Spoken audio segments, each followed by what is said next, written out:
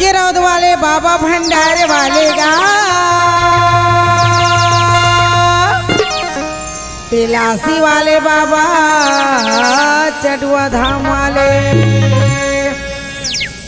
कौन जाने वो रानी कौन जाने वो चरण गति महिमाला कौन जाने हो चरण गति महिमाला वाही जाने वो रानी वाही जाने वो चरण गति महिमाला वाही जाने हो चरण गति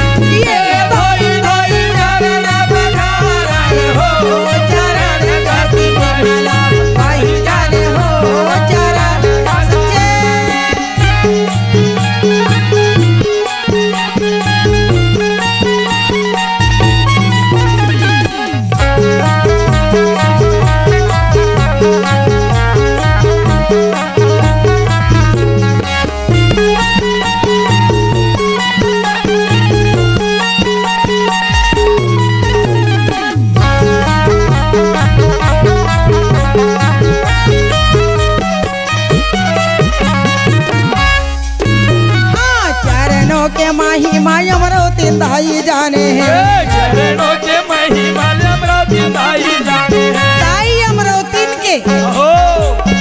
घर भले सतपुरुष बाबा अवतार ले है ए रागी वो सती नारी है वो पति की पुजारी नारी है और जौन अपन घर संसार ले जानते और मानते और प्रेम करते तो उन्हें घर के लक्ष्मी स्वरूप देवी स्वरूप नारी बनती चरणों के महिमा अमरावती दाई जाने हैं चरणों के महिमा अमरावती दाई जाने ये अमरावती दाई जाने हैं अमरावती दाई जाने अमरावती दाई जाने हैं अमरावती दाई ये धोई धोई चरण पखारा हो चरण गति महिमा दाई जाने हो चरण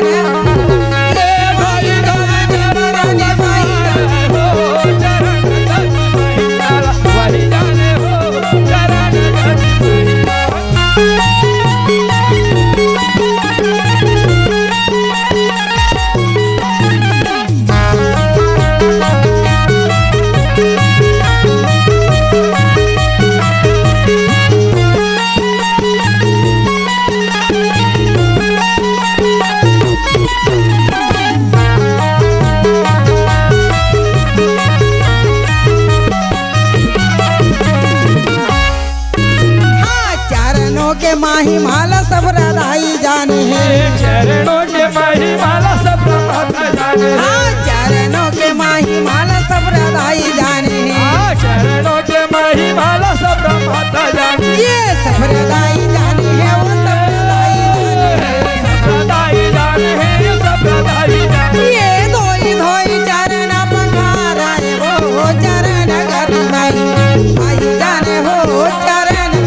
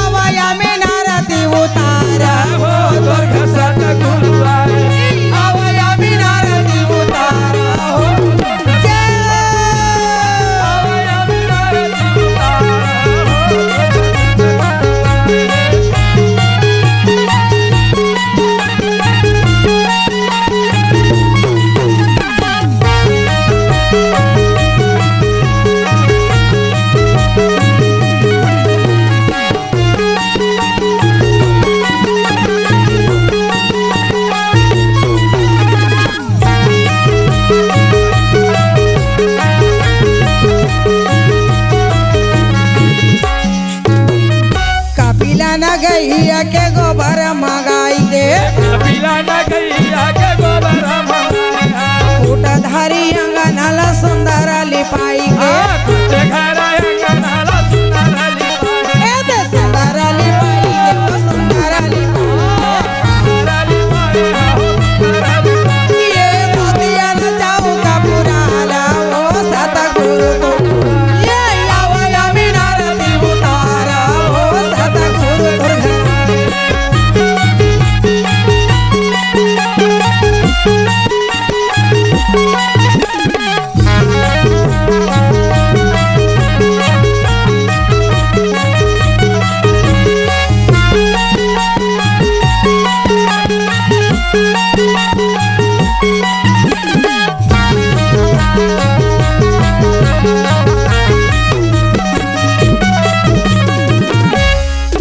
दुर्गा काला समे दियाला सजाई के सोने कर कल समदिया ये चंदन पिढ़ुलिया के आसन सजाई के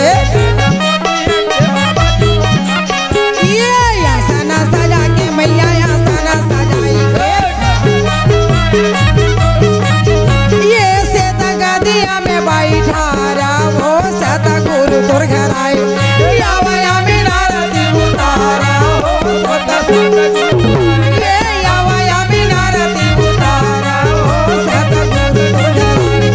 यावया मीनारती उतारा हो सतगुरु दुर्घराई सतनामे दुर्घराई सतगुरु दुर्घराई सतनामे दुर्घराई बोलिए सतगुरु बाबा की जय हो। तो दाई अमरवतीन जो है ना बड़ा सुंदर पति की पुजारी नारी रागी हाँ जी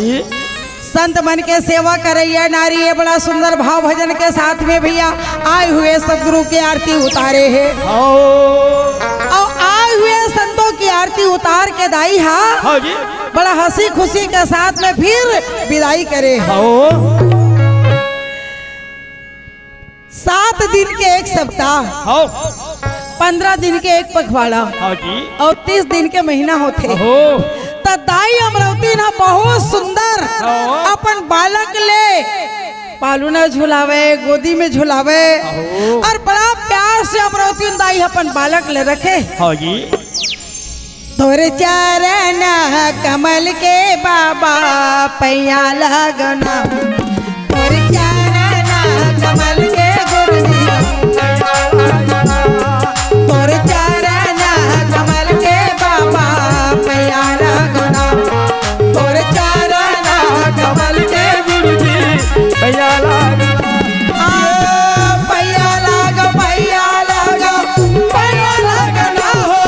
तर चरना कमल के गुरुजी भैया लगना तर चरना कमल के बाबा भैया लगना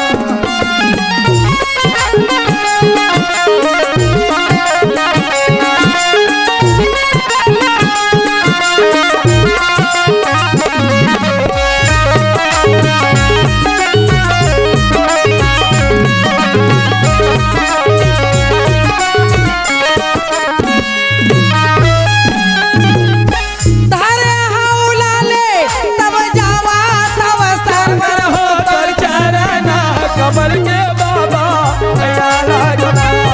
तर चरना कमल के गुरुजी दाई अमरवती हौला धरे है रागी जी और सरवर के निकट पहुँचे हैं एक आवाज आवत है सुना लेन मैया सुना लेन मैया हो तोर चरना कमल के गुरुजी भैया लगना तर चरना कमल के बाबा पैया लग भैया लगना हो तर चरना कमल के बाबा भैया लगना तर चरना कमल के गुरुजी भैया लगना तर चरना कमल के बाबा पैया लगना तोर चरण कमल के बाबा पैया लगना एक आवाज है इस जी पति के पुजारी सती नारी ए दाई अमरावती आज ते कहाँ करत हैस और कहाँ आए हैस? तो अमरावती दाई कहे लगिस अगल बगल ले देखे तो कोनो आदमी तो दिखाई नहीं देवते, सरोवर के पार ला देखे तो कोनो आदमी दिखाई नहीं देवते, लेकिन एक आवाज आए और वो आवाज होकर हृदय तक छुए। दाई अमरावती न कहिस बाबा क्वार के महीना है, दादा पर दादा राजा पुरखा के पुरखा जब मृत्यु हो चुके हैं, देमन मर चुके हैं बाबा, हमन पितरम मानथानो के पितर के त्योहार क्वार महीना में तो मैं दार धोए ले आया हूँ, घर में जाऊँ बड़ा सोहारी बना हूँ और जतेक मर मरे हुए राजा पुरखा है ते मला मना हूँ। सब आही महतारी सतपुरुष महाराजा कहे लगी दाई अमरावती अरे पूर्वज ला कबो भुलाना नहीं चाहिए, पूर्वज के नाम लेना चाहिए, पुरखा के सम्मान करना चाहिए, मैं सब जाना था दाई अमरावती, लेकिन जीते जियत में घलो कुछ करे कि आए कि नो है कि दाई जियत में कहीं ते डंडा देखाए और मरे के बाद में कोनो गंगा लेगे स्वागत पर है ना। कतेक जन भैया मन कहते कहाँ गए रहे जी? इलाहाबाद गए रहे हो जी, और दादा हमर के तेकर हाड़ला सरोवर गए रहे हो। वाह रे बाबू, अरे तोर दादा खड़ा है मजबूत है बाबू, तो इलाहाबाद लेके तेला ते देख अब जाते का नहीं जाते थे वो कहाँ जाए सखी महतारी नहीं है ना। लेकिन इलाहाबाद में गैया दान होते भैया, पलंग के दान होते और पंडित मन बैठे बैठे कहा कहा थे 500 रुपया ले रख दे भैया, अब ये गाय खड़े थे कर पूछी ले छू बस छूते रहा, हजारों आदमी 500 रुपया ला रख दे गौदान में, तहू छुए महू छुए दवाई दोनों छुईस और दिन भर में कम से कम 500 आदमी है छुआ थे। अब 500 आदमी गैया के पूछी ला धर के बैतनी नंदिया ला पार हो कही और जीवन है तो गैया पार करे सखी जी। अरे पलंग दान करा थे तेन में पैसा ला रखा थे और सबो जन के जीव मने के संग बैठी तब बाछीगा है ना। तब दाई अमरावती लगे है, दाई अमरावती भंडारा खोल के भोजन दान कर, अन्न दान कर, गौ दान कर, अब पड़ोसी ला देख ले ओकर घर में कपड़ा है कि नहीं, तोर में है तो फिर कपड़ा के घलो दान कर। तब माता अमरावती लाए भैया सतपुर सब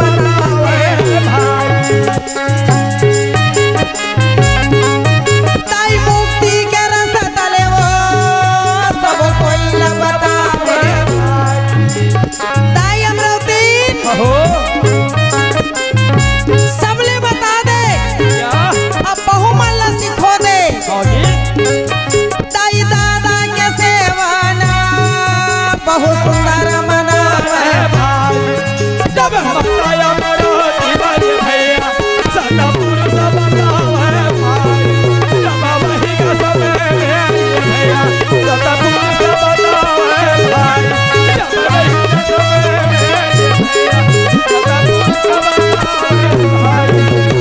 दाई अमरावती जैसे गुंडी लले थे और सास ससुर के बारे में सोचना शुरू कर दी था। देवर ससुर, सास ससुर, पड़ोसी यानी संत के सेवा में वो ध्यान लगावत आवत। आजकल के बेटा बहू मन घलो अपन दाई दादा के सेवा ल करत, सब करत भाई, काबर नहीं करत है, सब अपन दाई दादा के सेवा ल करत है। फिर सेवा सेवा के अंतर है। अरे कोना बेटा मन तो ऐसे होते वो तो सूरज ला सबो देखते, अब बूढ़े के बेरे ला कोनो नहीं देखते। तो आगू डहर तो बेटा है, बेटी है, नाती है, समधी है, सजन है, आने वाले तोर सामने में पूरे संसार है। अब पाछू ला पलट के देख वही तोर जन्म देवैया दाई दादा खड़े। तो दाई अमरावती रागी बड़ा सुंदर जल धर के आते और देखते तो गैया माता बालक घासी ले अपन गोरस ले सिरे खड़ा होके प्यावत है हाँ जी और दूध के धार ले बाबा घासी हलेवत है। आओ कहते जय हो गैया माता, जय हो दाई, आज मैं नहीं रही हूँ तब ले मोर बेटा के दुलार प्यार माया लता है करबे। आओ ये कहा दाई अमरवती न कहते, बोला कैसे कैसे लागत है हो जोड़ी, तुहर गोदी में ले लाओ और बोला सोरहो श्रृंगार करा दो। बाबा महंगूदास कहते कैसे करता सुबह अमरवती, ये कहा थे और माता अमरवती के चिप्रम धाम पहुंच गए। हाँ जी रागी आए हैं सो जाएगा, आए हैं सो जाएगा, राजा रंग फकीर एक सिंहासन बैठ चले तो एक बधा जंजीर। ये धरती लोग हकाए माया के बाजार, हाँ जी ये मृत लोग है रागी हाँ। आए है तेला जाए बर लगी जाए लगी। और ये ला देख के महंगूदास बाबा ओकर दाह क्रियाक्रम ले करिस। माया के बदरिया छाए जगत में, पलक मारता भूल जा,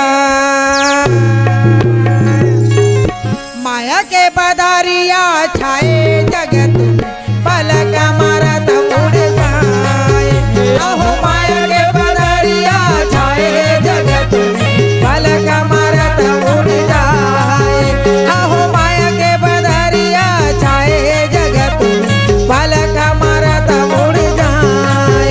अहो माया के बदरिया छाए जगत में, पलक मारत उड़ जाए। पलक मारता उड़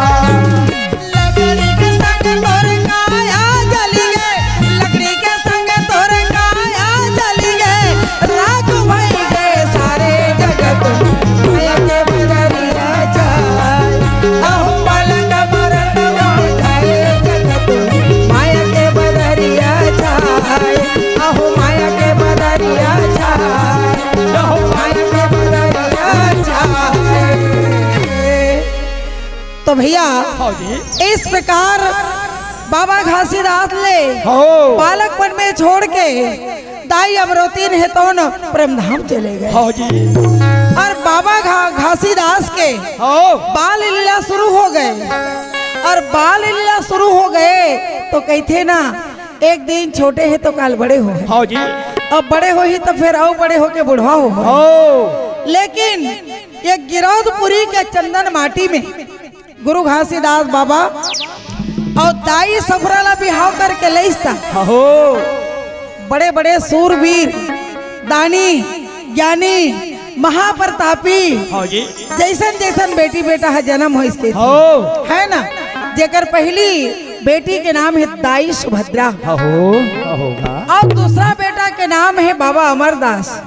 तीसरा बेटा के नाम है गुरु बालक दास हाँ जी और चौथा बेटा के नाम है अड़गड़िया दास। हो लेकिन बेटा मन है कहते ना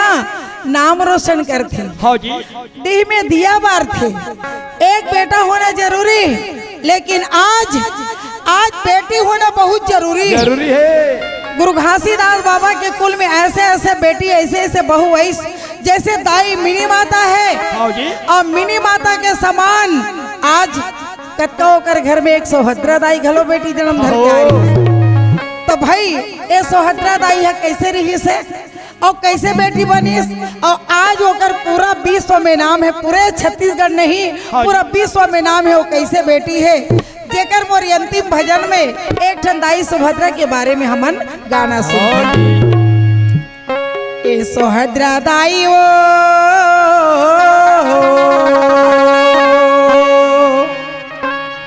ए सुभद्रा मैया ओ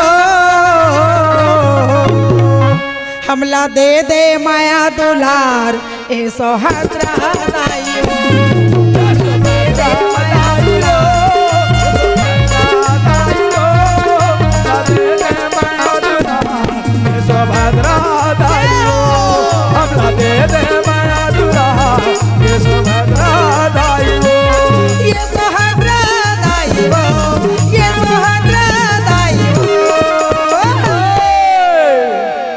दे दे माया दुलार सुभद्रा दाई हो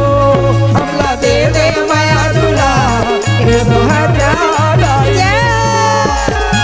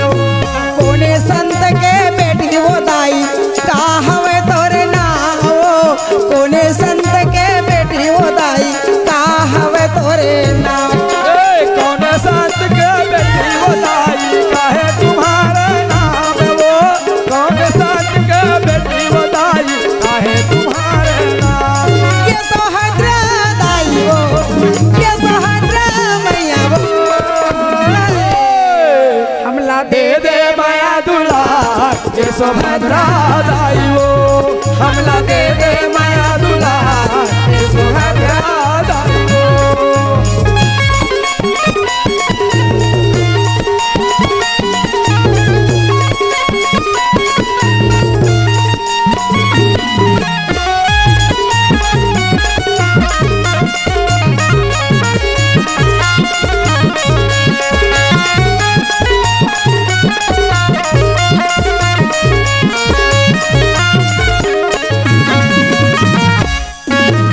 गिरतपुरी तोरे जन्मन जन्म गिरतपुरी अवतार वो गिरतपुरी तोरा जन्मन जन्म गिरतपुरी अवतार वो गिरतपुरी अवतार वो गिरतपुरी तोरा जन्मन गिरतपुरी अवतार घासी बाबा के बेटी वो दाई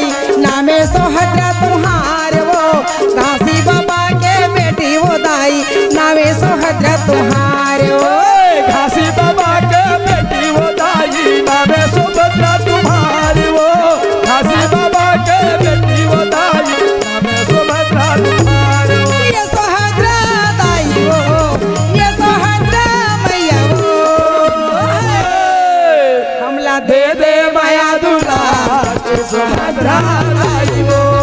हमला दे दे माया दुलार सुभद्रा दाई वो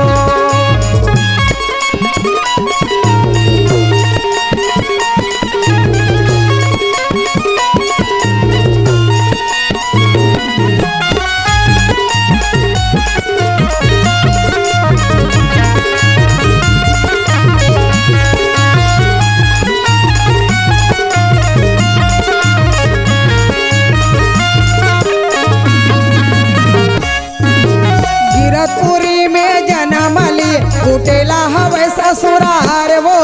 गिरतपुरी में दाई जन्म लिए कुटेला हवे ससुरार